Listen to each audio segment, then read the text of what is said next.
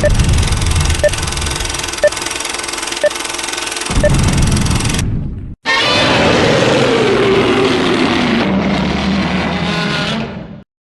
Kaiju fans, welcome back to the Kaiju World Order. My name is MM, and this is Monster of the Week, and man did these weeks just be flying by.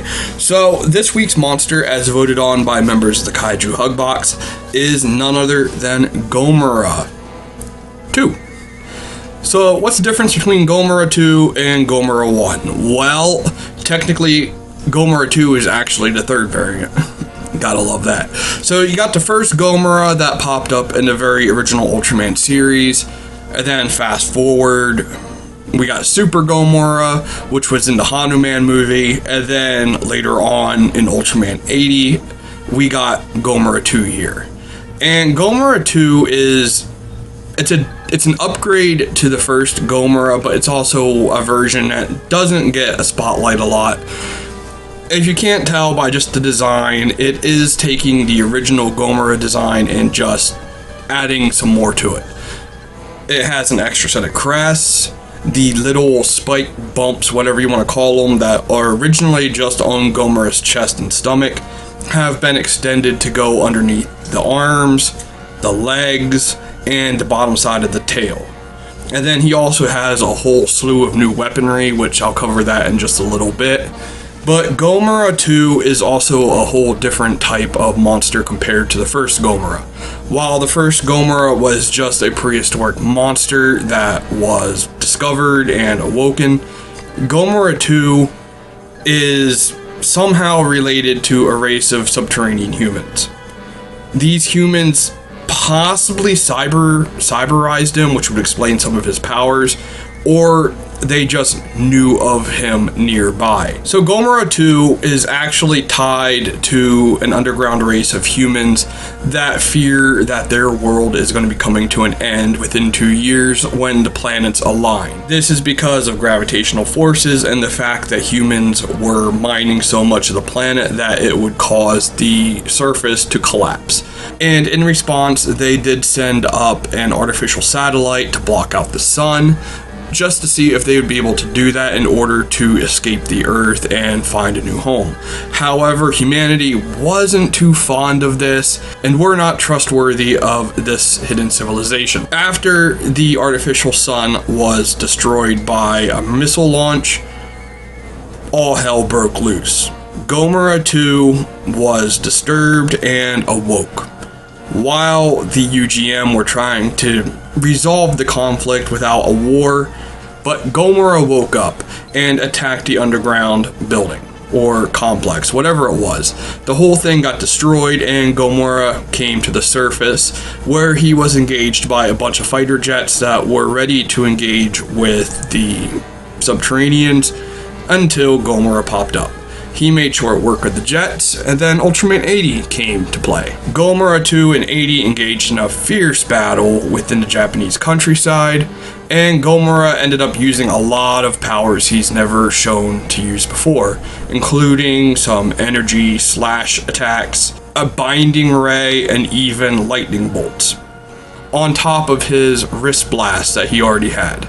80, however, is able to come back and end up defeating the monster with his finishing ray, and then Gomora 2 just sunk back into the ground, and subterranean people they fled, because what else were they going to do, really? So that was it. Gomora 2 is done. The subterraneans were done. And we never really got a resolve on the whole, well, the world's going to end in 2 years because of the planets aligning. Would be kind of cool to go back and revisit that, but it won't happen. Gomora 2 is not going to come back, like, ever. Unfortunately, the design is really cool, but it's overdoing it a little bit. Really, I just prefer good old-fashioned, plain vanilla Gomora. That isn't to say I wish there was some merchandise of this thing, because there's not.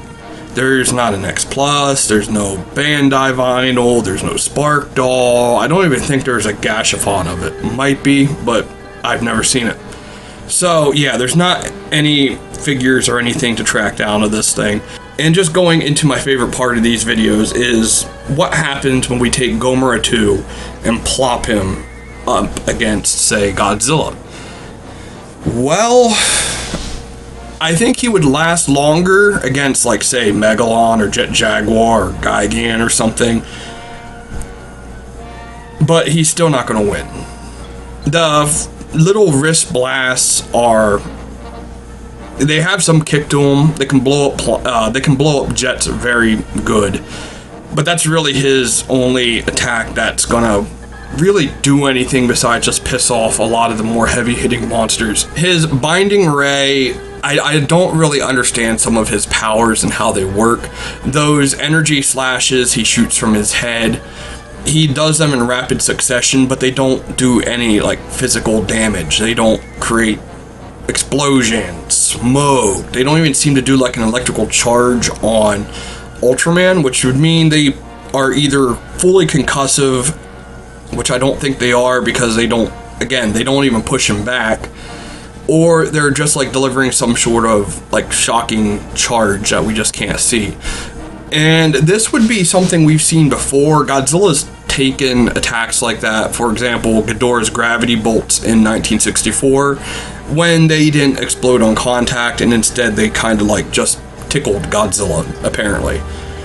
If that's what these would do to Godzilla or any other monster, I don't really know, but I don't think they would be very useful in the long run regardless. The same thing goes for his lightning attack, which he fires from his horn. All his attacks seem to be based on setting up for that lightning attack, especially with the capture ray, but it doesn't do anything. That's the problem here. Against weaker monsters, like a Kamacuras or something, yeah, probably. But this just again shows that these monsters here, they're flashy, but they just aren't all that powerful. Just evidenced by the way Ultraman just kind of effortlessly defeats it. And really, folks, I think that's about it. There's not much to talk about here with Gomora 2. I wouldn't be opposed to seeing him come back in a one-off, but I would hate to see them revive Gomora 2 the way they did Red King 2 and start using this design over the original. I really wouldn't care for that, but if they would just bring it off or bring it back for like a one-off episode, maybe having it paired with the first Gomora, I could get behind that. But until next time, Kaiju fans, peace out, and Minya, take it away. Says you should like and subscribe.